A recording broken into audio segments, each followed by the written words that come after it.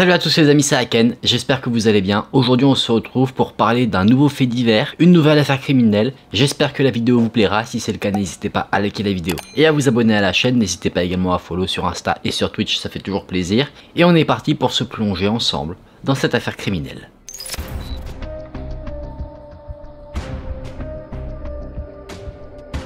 La victime de cette affaire est Heather Maples, une jeune femme qui venait du Texas et qui avait déménagé au Tennessee pour aller à l'université. Elle avait toujours voulu devenir conseillère, donc pour ce faire, elle pensait suivre des cours en psychologie.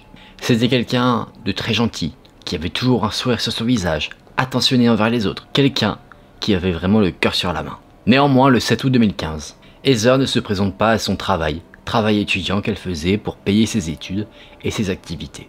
C'est à 9h15 que ses collègues et amis ont appelé le 911. La police s'est présentée chez elle, ils sont entrés dans son domicile et ils l'ont trouvée dans son lit. La police constate immédiatement qu'elle avait été frappée plusieurs fois à la tête et qu'elle avait été étranglée. Une de ses mains était serrée et sur ce point, un de ses ongles était cassé.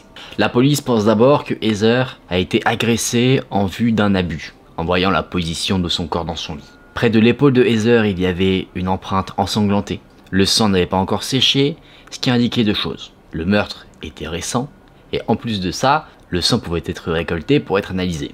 Je viens de vous dire qu'elle avait été assassinée il y a peu, et effectivement, la police a conclu que l'assassinat de Heather Maples avait eu lieu quelques heures seulement avant que ses amis et collègues n'appellent le 911.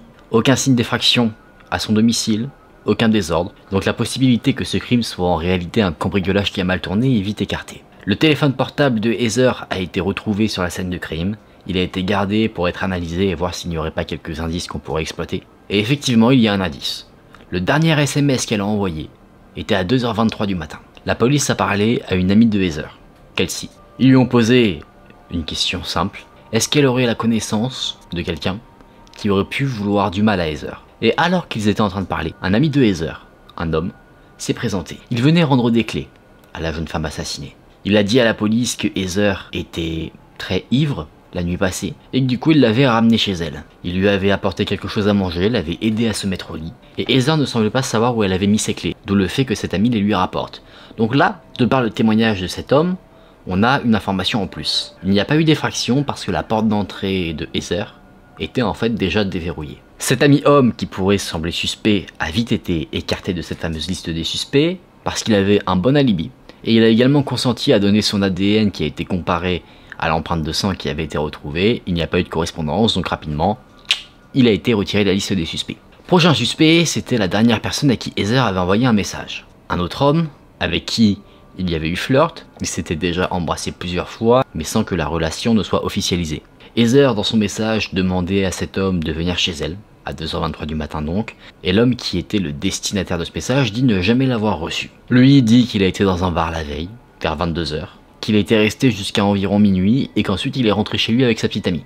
Ça a été confirmé, donc il a été retiré de la liste des suspects. La police décide donc maintenant, pour avancer dans l'enquête, de replonger dans le passé de Heather, et ils se rendent compte de quelque chose d'assez intéressant et qui pourrait coller avec les événements. Heather avait un ex-petit ami qui était violent. Il y avait une ordonnance restrictive qui avait été obtenue pour Heather contre ce petit ami violent qui indiquait que cet ex-petit ami n'avait pas le droit de l'approcher. Heather fréquentait également quelqu'un d'autre, qui était en quelque sorte son petit ami, un petit ami qui était connu des services de police, mais ni l'ex-petit ami, ni ce nouveau petit ami ont été retenus dans la liste du suspect parce que tous deux avaient des alibis très solides. Donc la police commence un petit peu à sécher en termes de pistes. Ils ne lâchent pas l'affaire, ils souhaitent absolument mettre la main sur la personne qui a assassiné Heather. Ils ont reçu le rapport d'autopsie, qui indique que effectivement Heather est bien décédée à cause d'un étranglement et qu'elle avait bien été abusée. Donc ils avaient pas mal d'ADN de la personne qui a fait du mal à Heather, ils l'ont mis dans leur base de données et là, ils ont trouvé quelque chose. Cet ADN correspond à un jeune homme de 22 ans, un étudiant, du nom de Brandon Bowling. Il a déjà été confronté à la police une fois parce qu'il avait conduit sous influence de substances, mais il n'avait jamais été arrêté par rapport à quelque chose de violent. Il avait transmis ses empreintes digitales pour une demande d'emploi, donc la police les avait. Les enquêteurs font quelques recherches, ils constatent que effectivement Brandon Bowling connaissait Heather, ils étaient amis sur Facebook, et ils avaient l'air d'avoir traîné plusieurs fois dans un bar, le Gentleman Jims. La police va donc interroger ce fameux Brandon, elle lui pose des questions. Comment connaissait-il Heather?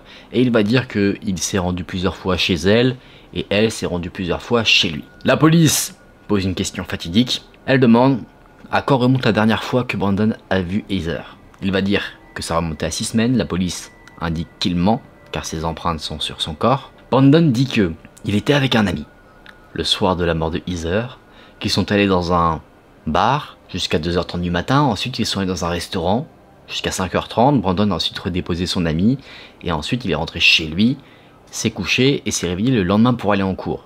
L'ami en question a été interrogé, et lui a une version des faits un petit peu différente. Il va dire qu'ils ont quitté le bar vers 3h45. Ils sont après allés dans un restaurant jusqu'à 4h, et pendant cet interrogatoire, cet ami était bouleversé parce qu'il ne pensait pas que son ami serait capable de faire une chose aussi horrible.